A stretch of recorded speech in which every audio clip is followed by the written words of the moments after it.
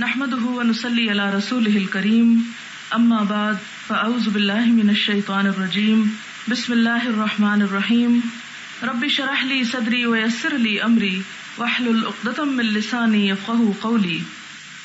بسم اللہ الرحمن الرحیم. کتاب فی الخصومات، جھگڑوں کے بارے میں بات چیت. باب ما یذکر فی الاشخاص والخصومت بین المسلم والیہود، مسلمان اور یہودی میں جھگڑا ہونے کا بیان. حدثنا ابو الولید حدثنا شعبہ قال عبد الملک ابن میسرہ اخبرنی قال سمعت النزال ابن صبرہ سمعت عبد اللہ یقول سمعت رجلا قرأ آیتا سمعت من النبی صلی اللہ علیہ وسلم خلافها. یہاں پر عبداللہ بن مسعود کہتے ہیں کہ میں نے ایک شخص کو سنا کہ ایک آیت پڑھ رہا تھا. قرأ آیتا سمعت من النبی صلی اللہ علیہ وسلم خلافها، جس کو میں نے نبی صلی اللہ علیہ وسلم سے اس کے برعکس پڑھتے سنا تھا. فاخذت بیدہ، تو میں نے اس کا ہاتھ پکڑا. فاتیت بہ رسول اللہ صلی اللہ علیہ وسلم، میں اس کو پکڑ کے حضور صلی اللہ علیہ وسلم کے پاس لے آیا. فقال، تو آپ نے فرمایا کلاکما محسن، تم دونوں ہی اچھا پڑھتے، یعنی دونوں کے پڑھنے کا انداز درست ہے. اب میرے جیسا ہوتا تو کہتے نہیں دو میں سے ایک ہی ٹھیک ہو سکتا ہے، دونوں کیسے ٹھیک ہو سکتے ہیں. قال شعبہ اظنہ، تو میں سمجھتا ہوں. قال لا تختلفوا، آپ نے فرمایا اختلاف مت کرو. اگر دونوں اپنی اپنی جگہ اپنی دلیل رکھتے ہیں اور دونوں نے ہی حضور صلی اللہ علیہ وسلم سے اس کو سنا ہے تو کیا ہے، دونوں ہی درست ہیں. فإن من كان قبلكم اختلفوا فهلكوا، کہ تم سے پہلے بہت سارے لوگوں نے اختلاف کیا اور پھر ہلاک ہو گئے. فقہی اختلافات میں بھی اگر یہ حدیث سامنے رکھیں تو بہت سی مشکلات آسان ہو سکتی ہیں. آپ دیکھیں کہ جتنے بھی ہمارے فقہی مذاہب ہیں ان میں سے ہر ایک کے پاس کوئی نہ کوئی دلیل موجود ہے. اس میں سے کوئی بھی ایسا نہیں کہ جس نے بغیر دلیل کے اپنی کسی کام کی بنیاد رکھ لی ہو. ہاں، یہ فرق ضرور ہے کہ ایک کی بنیاد اس کے نزدیک ایک صحیح حدیث پر ہے اور دوسرے کی بنیاد ایک ضعیف حدیث پر ہے.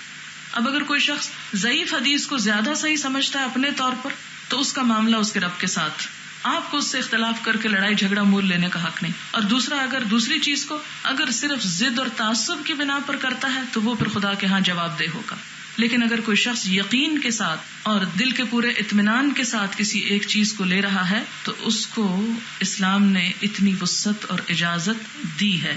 اور یہی وجہ ہے کہ آپ دیکھیں کہ مختلف طریقوں کے ہوتے ہوئے 1400 سال سے لوگ اپنے اپنے اس پر چلے آ رہے ہیں، اور جہاں بھی اس معاملے میں تنگی پیدا کرنے کی کوشش کی گئی، شدت پیدا کرنے کی کوشش کی گئی، وہیں پر مسلمانوں میں پھوٹ پڑی، اختلافات ہوئے اور مسلمانوں کی وحدت پارا پارا ہوئی، جس سے دین کے دشمنوں کو فائدہ پہنچا اور خود مسلمانوں کو نقصان پہنچا. تو اس میں آپ دیکھیں کہ جو باب باندھا ہے وہ ہے جھگڑوں کے بارے میں، کہ کیا کسی مسلمان معاشرے میں جھگڑے ہو سکتے ہیں؟ جی بالکل ہو سکتے ہیں.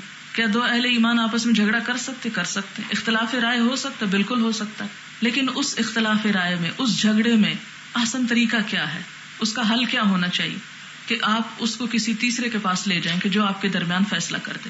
اور فیصلہ کرنے والے کا بھی دل بڑا ہونا چاہیے اور اس کو تعصب سے کام لینے کی بجائے حق کے مطابق فیصلہ کرنا چاہیے، اور وہ حق جو اللہ اس کو دکھا دے، جو اس کے دل میں اتارے، جس کو وہ حق سمجھتا. صرف یہ نہیں کہ جو میرے ماں باپ کرتے تھے وہی حق ہے. حق وہ واقعی جس کی کوئی بنیاد ہو یا دلیل ہو، اور دلیل کے ساتھ اگر کوئی بھی طریقہ اختیار کرتا ہے تو اس کے لیے وہی قابل قبول ہوگا، اس کے حق میں یعنی.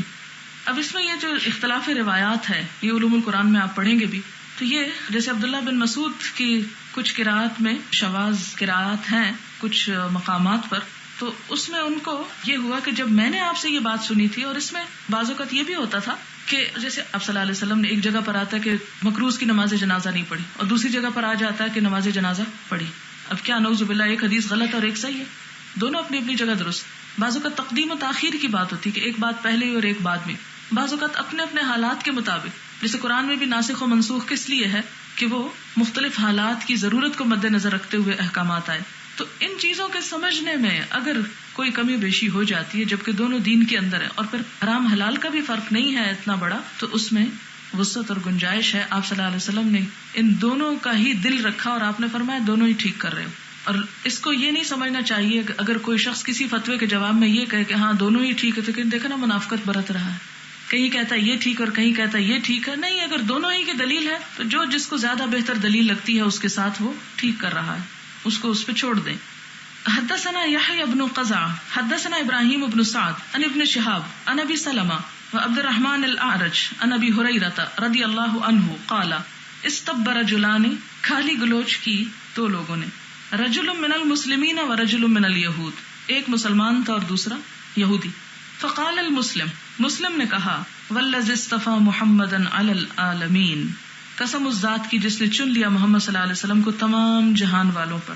فقال الیہودی، تو یہودی نے جواب میں کہا والذی اصطفى موسیٰ علی العالمین، قسم اس ذات کی کہ جس نے چن لیا موسیٰ علیہ السلام کو سارے جہان والوں پر. جیسے آج کل ہمارے ہاں اپنے اپنے ائمہ کو بہت زیادہ ابھارا جاتا ہے اور کہا جاتا ہے کہ وہ سب سے افضل ہے، دوسرا کہتا ہے وہ فلاں سب سے افضل ہے. بہرحال فرفع المسلم یدہ، تو مسلمان نے اپنا ہاتھ اٹھایا عند ذالک، اس موقع پر، فلطم وجہ الیہود، یہودی کے چہرے پہ تھپڑ مارا. یعنی جذبات میں آ کر پہلے زبانی اختلاف ہوا، ایک دوسرے پر ترجیح دینے کی بات ہوئی، جب زبان سے مسئلہ حل نہ ہوا تو ہاتھ اٹھا لیا. فذهب اليهودي الى النبي صلی اللہ علیہ وسلم، تو یہودی جو تھا وہ حضور صلی اللہ علیہ وسلم کے پاس پہنچ گیا. فاخبره بما كان من امره وامر المسلم، اور آپ کو خبر دی جو اس کے اور مسلمان کے درمیان معاملہ ہوا تھا. فدعا النبي صلی اللہ علیہ وسلم المسلم، تو نبی صلی اللہ علیہ وسلم نے اس مسلمان کو بلایا. فسأله عن ذلك، اس سے اس کے بارے میں پوچھا.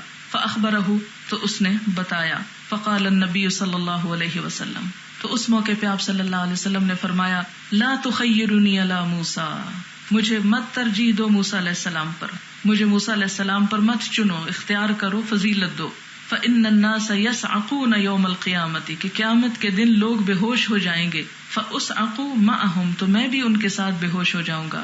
فأكون اول من يفيق، تو میں پہلا ہوں گا جو افاقہ پا جائے گا، یعنی ہوش میں آئے گا. فإذا موسیٰ، تو میں دیکھوں گا کہ موسیٰ علیہ السلام باتشن، پکڑے ہوئے ہیں، جانب العرش، عرش کا کونا.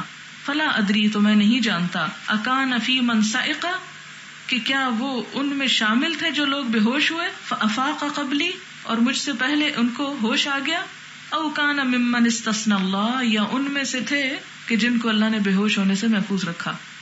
تو لہٰذا ہر شخص کے اندر کوئی نہ کوئی خوبی، کوئی نہ کوئی فضیلت اور کوئی نہ کوئی خیر کی بات ہوتی ہے.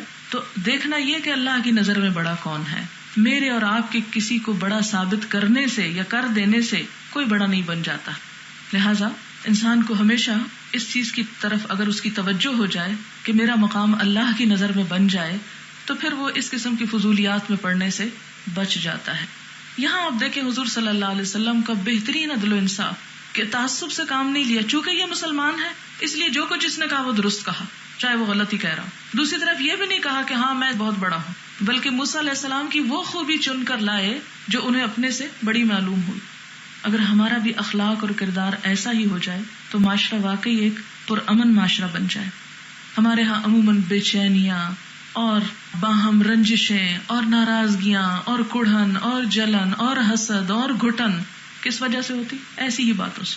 چھوٹی چھوٹی باتوں میں اس کو بڑا کر رہے ہیں، اس کو چھوٹا کر رہے ہیں، اور ان چیزوں کے پیچھے دوڑ رہے ہیں، اور ایک مقابلے کی کیفیت میں. مقابلہ کس بات کا؟ دیکھنا تو یہ کہ جو بھی ہم عمل کرتے ہیں، خواہ وہ چھوٹے سے چھوٹا ہی کیوں نہ، کیا وہ اللہ کو قبول ہے؟ اور اگر بڑے سے بڑا عمل اللہ کو قبول نہیں تو ہمارے ہاتھ میں کیا ہے؟ کچھ بھی نہیں. ہماری کوئی قدر نہیں، کوئی قیمت نہیں. کیونکہ اللہ تعالیٰ کو بعض وہ لوگ انتہائی پیارے ہیں جنہیں معاشرے میں کوئی حیثیت حاصل نہیں، ان کے مقابلے میں جن کے بڑے بڑے نام ہیں. ان کے بارے میں آپ نے فرمایا کہ اگر وہ اللہ کے نام پر کوئی قسم کھا لے تو اللہ ان کی قسم پوری کر دے. کہ معاشرے کے دنیا کے اعتبار سے حقیر اور بالکل کسی بھی مقام پر نہ پہنچے ہوئے لوگ، کوئی نہیں ان کو جانتا، کوئی ان کو پوچھتا نہیں، لیکن اللہ کے انتہائی قریب اور عزیز ہیں. اور اس کے مقابلے میں دنیا میں بڑی بڑی شہرت، مال اور عزت رکھنے والے لوگ اللہ کے نزدیک انتہائی حقیر درجے کے ہو سکتے ہیں. اگر ہم سب کا بھی نقطہ نظر یہ بن جائے کہ ہمارا کوئی بھی عمل خواہ کیسا ہی کیوں نہیں اللہ کو قبول ہو جائے تو بس بڑی بات ہو گئی. سب سے زیادہ عزت مل گئی، سب سے بڑا ریوارڈ مل گیا، سب سے بڑی قیمت لگ گئی ہماری اگر اس کی نظروں میں جچ گئے. اگر اس نے راندہ درگاہ کر دیا پھر بڑا عبادت گزار ہونا بھی فائدہ نہ دے گا. اس میں تعصب کی جڑ کاٹ دی گئی کہ تعصب مت کرو، کہ جو چیز میری ہے وہی سب سے افضل ہے اور جو دوسرے کی ہے. آپ دیکھیں کہ ہمارے ہاں جو جماعتی، سیاسی اور گروہی تعصبات ہیں وہ بھی تو یہی کچھ ہیں. اسلام کے نام پر یا خدمت خلق کے نام پر جو بہت سی جماعتیں، گروہ، پارٹیاں، مختلف چیزیں وجود میں آئیں، ٹھیک ہے کوئی بات نہیں. اگر کسی نے نیک نیتی سے کوئی چیز بنا لی تو ٹھیک ہے، وہ اپنی سہولت سے جو کام کر سکتا کرے. لیکن اگر کوئی شخص پھر اس پہ تول گیا کہ جو اس دائرے سے باہر ہے وہ سب گمراہ ہیں، یا وہ سب بیکار لوگ ہیں، یا وہ مسلمان ہی نہیں ہیں، ان پہ کفر اور فسق کے فتوے لگانے لگے، یا ان کو نفرت کی نگاہ سے دیکھنے لگے. تو اس چیز کا اسلام سے کوئی تعلق نہیں، یہ اسلام کے اخلاق کے منافی ہے. تعاونوا علی البر والتقوی ولا تعاونوا علی الاثم والعدوان. تقوی اور نیکی کے کام میں ایک دوسرے سے تعاون کرو، لیکن گناہ اور زیادتی کے کام میں تعاون مت کرو. جہاں پتہ چلے کہ ایک شخص غلط کر رہا ہے پھر تعاون مت کرو، لیکن اگر کوئی نیکی کر رہا ہے تو خواہ آپ کا دشمن ہی کیوں نہیں کر رہا تو دشمن سے بھی تعاون کر لو، کیونکہ اس میں آپ دشمن کو نہیں، دراصل اس نیکی کو فائدہ پہنچا رہے ہیں، اس خیر اور بھلائی کو آگے لا رہے ہیں. تو جسے خیر اور بھلائی سے محبت ہو پھر اس کا دل تعصبات سے پاک ہو جاتا ہے. حدثنا موسى بن اسماعیل حدثنا وهيب حدثنا عمرو بن يحيى عن أبيه عن أبي سعيد الخدري رضي الله عنه قال بين رسول الله صلى الله عليه وسلم جالس. اس اسناد میں کہ نبی صلی اللہ علیہ وسلم تشریف فرما تھے. جاء یہودی، ایک یہودی آیا، فقال یا ابا القاسم، اے ابو القاسم، ضرب وجهي رجل من اصحابك، میرے چہرے پہ تیرے ساتھیوں میں سے ایک شخص نے تھپڑ مارا ہے. فقال من، آپ نے پوچھا کون؟ قال رجل من الانصار، اس نے کہا کہ ایک انصاری نے، انصار میں سے ایک شخص نے. قال ادعوه، آپ نے فرمایا بلاؤ اس کو. فقال، آپ نے پوچھا اضربته، تو نے اس کو مارا تھا؟ قال سمعته بالسوق، وہ کہنے لگا کہ میں نے اسے بازار میں سنا تھا، یحلف، قسم کھا رہا تھا، والذی استوى موسیٰ علی البشر، یعنی ایسے گزر رہے تھے راستے میں، کان میں پڑ گئی بات کہ وہ اللہ کی قسم کھا رہا تھا موسیٰ علیہ السلام کو بڑا سمجھ کر، کہ قسم اس ذات کی جس نے موسیٰ کو تمام انسانوں پر فوقیت بخشی. قلت، میں نے کہا، اے خبیث، علی محمد صلی اللہ علیہ وسلم، گالی دے کے کہا او خبیث، کیا حضور صلی اللہ علیہ وسلم پر بھی فضیلت بخشی؟ فاخذتنی غضبۃ ضربت وجهه، تو مجھے ایسا غصہ آیا کہ میں نے اس کے چہرے پہ دے مارا. فقال النبی صلی اللہ علیہ وسلم، تو نبی صلی اللہ علیہ وسلم نے فرمایا لا تخیروا بین الانبیاء، انبیاء کے درمیان ایک دوسرے کو فضیلت مت دو، ایک دوسرے پر بزرگی نہ دو، جس طرح قرآن میں بھی ہے تلک الرسل فضلنا بعضهم علی بعض منهم من کلم اللہ، سب سے پہلے موسیٰ علیہ السلام کی بات ہے یہاں بھی، ورفع بعضهم درجات. اور ایک اور جگہ پر لا نفرق بین احد منهم، ہمیں یہ تعلیم دی گئی، اور اگر اس تعلیم پر بھی ہم چلے تو سارے تعصبات ختم ہو کر رہ جائیں. فإن الناس يسعقون يوم القیامة، قیامت کے دن لوگ جو ہیں وہ کیا ہوں گے؟ بے ہوش ہو جائیں گے. فأكون أول من تنشق عنه الأرض، تو میں پہلا ہوں گا کہ جس سے زمین پھٹے گی. فإذا أنا بموسى، تو میں دیکھوں گا کہ موسیٰ آخذ بقائمة من قوائم العرش، کہ موسیٰ علیہ السلام عرش کا ایک پایا تھامے ہوئے ہوں گے. قائم کھڑا ہونے والا ہے، پائے کی طرف اشارہ ہے. فلا ادری اکان فی من صعق ام حوسب بالصعقۃ الاولى، تو میں نہیں جانتا کہ کیا وہ ان میں تھے جو بے ہوش ہو چکے، یا وہی جو پہلی بے ہوشی ان کی تھی وہی کافی ہو گئی. وہ جو کوہ طور پر انہوں نے مطالبہ کیا تھا کہ ربی ارنی انظر الیک، قال لن ترانی ولکن انظر الی الجبل فان استقر مکانہ فسوف ترانی.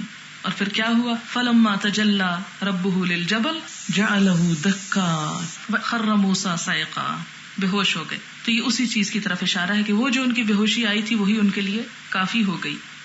حدثنا موسیٰ حدثنا حمام عن قتادہ عن انس رضی اللہ عنہ ان یہودیا رد رأس جاریۃ بین حجرین، کہ ایک یہودی نے ردا کچل ڈالا رأس جاریۃ، ایک لڑکی کا سر، بین حجرین، دو پتھروں کے درمیان.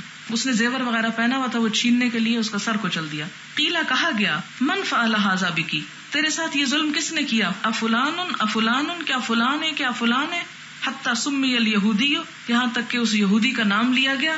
فاومأت برأسها، تو اس لڑکی نے صرف اپنے سر سے گواہی دی، اشارہ کیا. یہ کہتے ہیں نا عورت کی گواہی قبول ہی نہیں ہوتی، تو ذرا اس ریفرنس میں بھی اس حدیث کو دیکھیے. فأخذ الیہودی، تو یہودی کو پکڑ لیا گیا. فاعترف، اس نے اعتراف کر لیا گناہ کا. فامر به النبی صلی اللہ علیہ وسلم، تو نبی صلی اللہ علیہ وسلم نے حکم دیا. فرد رأسه بین حجرین، تو اسی طرح اس کا سر بھی دو پتھروں میں کچل دیا گیا. اس میں اگرچہ یہ گواہی اکیلی عورت کی نہیں ہے، یہودی کا اعتراف اس میں شامل ہے جب سزا ملی، لیکن اس میں یہ بات بھی پتہ چلتی ہے کہ عورت کی گواہی سرے سے ریجیکٹ نہیں کر دی گئی کہ اس کو کوئی بھی اہمیت نہ دی گئی ہو، بلکہ پہلے درجے پر اسی سے پوچھا گیا، اور وہ حالت نظام میں تھی ایک طرح سے. لیکن ثابت جب ہوئی اس کو ایک مزید شہادت ملی، اور وہ کیا تھا؟ اعتراف، اس کا مجرم کا اعتراف کرنا. تو اس کے بعد اس پہ حد جاری ہو گئی. تو اس میں ایک عورت اور ایک مرد کی گواہی ہے صرف، لیکن یہ حالات اور واقعات اور پھر قاضی کے فیصلے پر ہوگا، اسے ایک عام قانون نہیں بنایا جائے. باب من رد امر السفیہ، جس نے پھیر دیا کسی بے وقوف کا معاملہ، والضعیف العقل، اور کم عقل کا. وان لم یکن حجر علیہ الامام، اگرچہ امام نے اس پر حجر نہ کیا ہو. وَيُذْكَرُ عَنْ جابر رضی اللہ عنہ، اور حضرت جابر سے روایت کیا جاتا ہے ان النبی صلی اللہ علیہ وسلم کہ نبی صلی اللہ علیہ وسلم نے رد علی المتصدقی لوٹا دیا صدقہ کرنے والے کا صدقہ قبل النہی منع کرنے سے پہلے، ثم نہاہ پھر اس کو روکا. یعنی ایک شخص جو صدقہ دینے کے لیے کچھ لایا، آپ نے پہلے تو اس کا صدقہ لوٹایا کہ نہیں میں نہیں لیتا، اور پھر اس کو روکا بھی کہ آئندہ ایسا مت کرو. یعنی پہلے منع نہیں کیا، پہلے رد کر دیا. وقال مالک، اور مالک کہتے ہیں اذا کان لرجل علی رجل مال، کہ جب کسی شخص کے لیے کسی شخص کے ذمہ مال ہو، یعنی ایک مقروض شخص ہو، وَلَهُ عَبْدٌ، اور اس کا بس غلام ہی ہو، لا شیء له غیرہ، اس غلام کے علاوہ کوئی اور چیز نہ ہو، کوئی اور جائیداد نہ ہو، فَأَعْتَقَهُ، پھر وہ اس کو بھی آزاد کر دے، لم يجز عتقه، تو اس کی یہ آزادی جائز نہ ہوگی، یہ آزاد کرنا اس سے قبول نہ کیا جائے گا. یعنی پہلے قرضہ اتارا جائے گا اور پھر کچھ اور.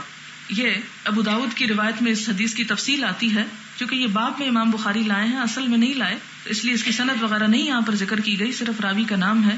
کہتے ہیں کہ ایک شخص حضور صلی اللہ علیہ وسلم کے پاس مال لایا اور کہنے لگا کہ میری طرف سے آپ بطور صدقہ یہ قبول کر لیں، اور خدا کی قسم اس مال کے سوا میرے پاس کچھ نہیں، یعنی بس میرے پاس صرف یہی ہے جو میں صدقہ دے رہا ہوں. تو آپ نے اس کی طرف سے منہ پھیر لیا. اس نے پھر یہی کیا، آپ نے وہ مال اس کی طرف واپس پھینک دیا اور فرمایا کہ تم میں کوئی نادار ہوتا ہے اور اپنا مال جس کے سوا اس کے پاس اور کچھ نہیں ہوتا خیرات کرتا ہے، پھر بیٹھ کر لوگوں کے سامنے ہاتھ پھیلاتا ہے. خیرات اس وقت کرنا چاہیے جب آدمی کے پاس خیرات کرنے کے بعد مال بچ رہے، یعنی اس وقت تک خیرات بھی قبول نہیں جب تک کہ فرائض انسان نہ پورے کر دے، خواہ وہ قرض کا ہو خواہ وہ اپنی دیگر ضروریات، کیونکہ بال بچوں کا نان نفقہ بھی ایک شخص کے اوپر قرض ہی کا درجہ رکھتا ہے، فرض ہے اور قرض ہی کے درجے میں ہے ایک طرح سے، کہ جس کو چکانا لازم ہے. یہ سارے باب کا مطلب کیا ہے کہ اگر کسی شخص کو دیوالیہ قرار نہیں بھی دیا گیا تو بھی اگر کوئی شخص اس کے ساتھ معاملے میں انکار کرتا ہے لین دین میں تو اس کو اجازت ہے. باب ومن باع علی الضعیف ونحوہ، جس نے بیچا کسی ضعیف پر اور اس کی طرح کے فدفع ثمنہ الیہ، پھر اس کی قیمت اس کے حوالے کر دی، یعنی کسی ضعیف کا مال بیچ کر اس کی قیمت اس کو دے دی. وامرہ بالاصلاح، یا حکم دیا اس کی اصلاح کا، والقیام بشأنہ، اور اس کی حالت درست کرنے کا.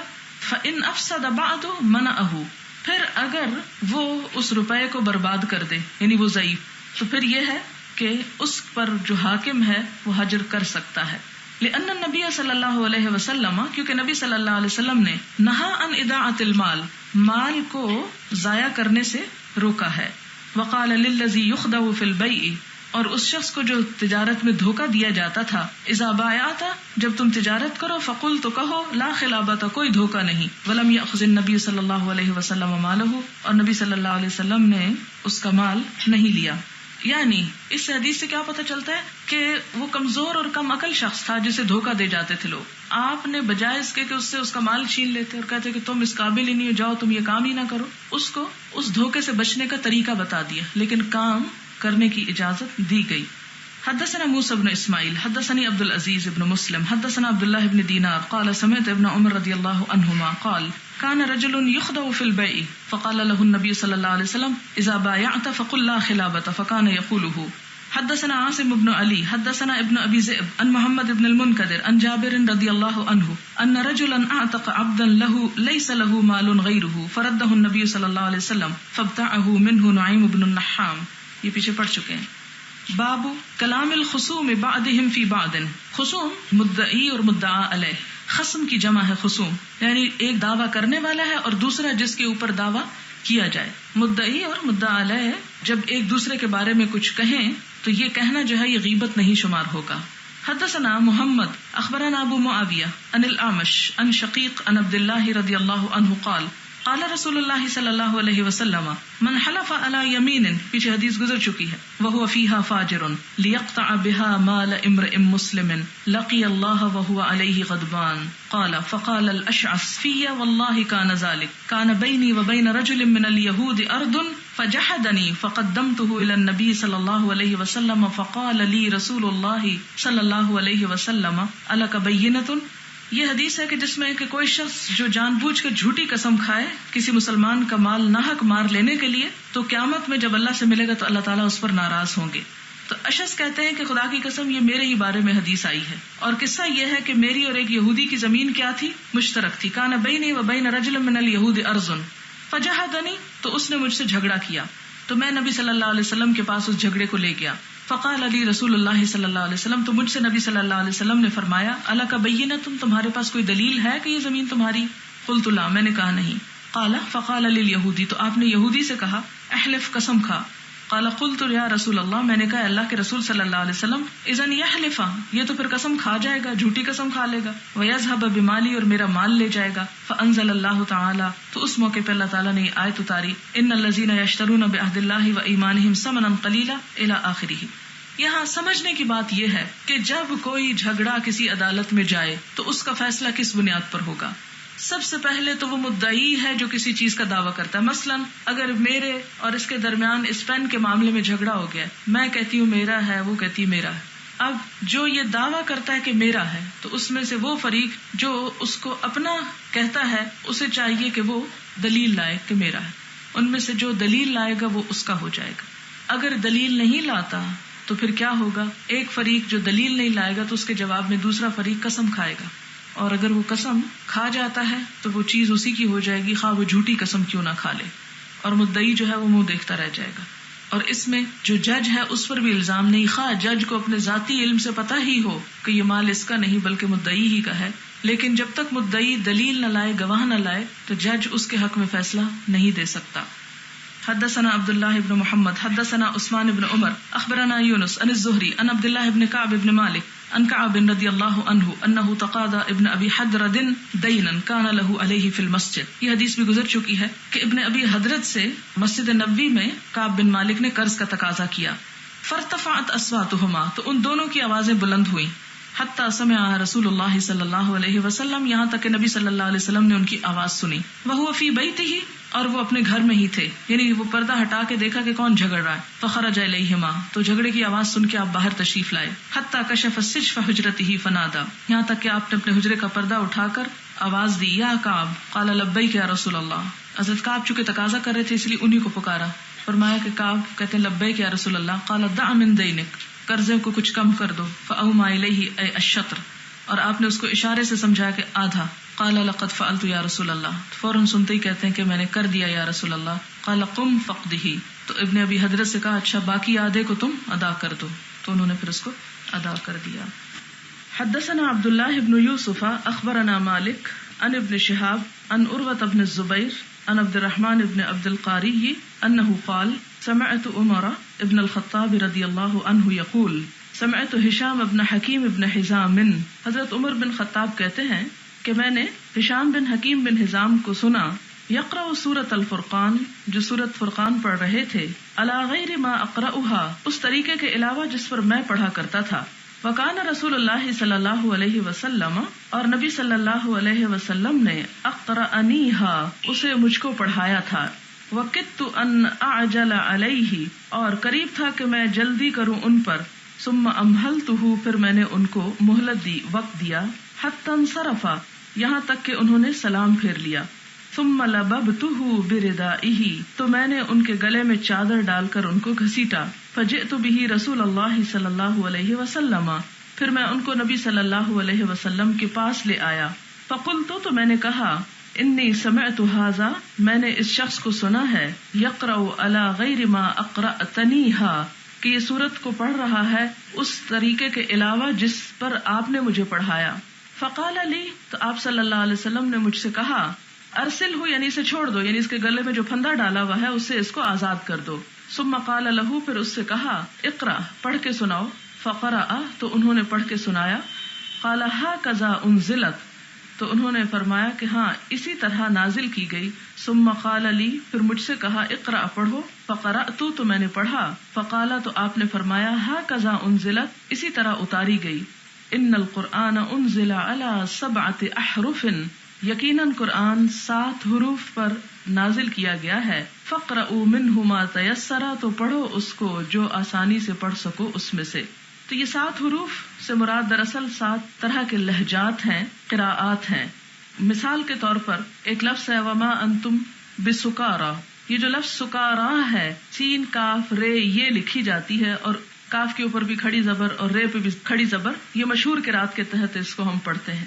لیکن دوسرے لہجے میں اس کو سکارے بھی پڑھا گیا ہے، سکارے. اب یہ لکھنے میں تو بالکل ایک جیسا ہے دونوں، فرق کچھ نہیں، لیکن بولنے میں اس میں فرق ہے. اب اگر کوئی شخص اس کو سکارا پڑھتا ہے تو بھی مفہوم وہی ہے، اور اگر سکارے پڑھتا ہے تو بھی اس سے معنی میں کوئی تبدیلی نہیں آتی. اسی طرح آپ نے پڑھا ہوگا مرساہا مثلاً، تو بعض اس کو مرسا کو جو چونکہ یہ اس میں آتی ہے تو مرسیہا بھی پڑھتے ہیں، تو اس سے بھی معنی میں فرق کوئی نہیں پڑتا. یہ بالکل ایسے ہی ہے جیسے ہمارے ہاں بعض اوقات ایک لفظ مختلف انداز سے بولا جاتا ہے مختلف لہجوں میں. مثلا آپ نے دیکھا ہوگا کہ بعض لوگ کہتے ہیں مطلب یہ ہے، اور بعض کہتے ہیں مطبل. تو اب جو مطبل جن کے منہ سے نکلتا ہے تو سب کو پتہ یہ ہوتا ہے کہ ان کا بھی کہنے کا اصل مطلب یہ ہے. اسی طرح اکثر کو اسکر کہہ دیتے ہیں بعض لوگ. تو یہ بعض لوگوں کے اقوام کے یا قبائل کے لہجات اس طرح تھے کہ لفظ وہی ہوتا تھا، معنی وہی ہوتا تھا، لیکن بولنے کے انداز میں تھوڑا مختلف ہوتا. تو یہ دراصل قرآن نے ایک طرح سے وسعت دی. اس کا یہ مطلب نہیں ہے نعوذ باللہ اس میں کوئی تبدیلی کر دی کسی نے. تو اس لیے آپ صلی اللہ علیہ وسلم نے حضرت ہشام بن حکیم کو بھی اجازت دی سورۃ فرقان اپنے لہجے پہ پڑھنے کی، اور حضرت عمر کو بھی. باب اخراج اہل المعاصی، نکالنا گناہگار لوگوں کا، والخصوم اور جھگڑنے والوں کا، من البیوت گھروں سے، یعنی غلط کام کرنے والوں کو اور جھگڑے فساد برپا کرنے والوں کو گھر سے نکال دینا. بعد المعرفتی جان لینے کے بعد، کیا یہ کسی پر ظلم تو نہیں یا اس کی اجازت ہے.